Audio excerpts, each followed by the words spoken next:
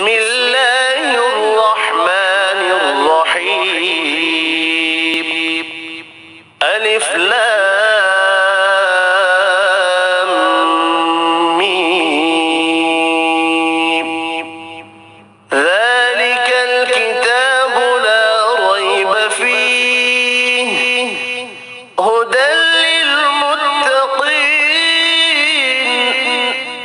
الذين يؤمنون بالغيب ويقيمون الصلاة ومما رزقناهم ينفقون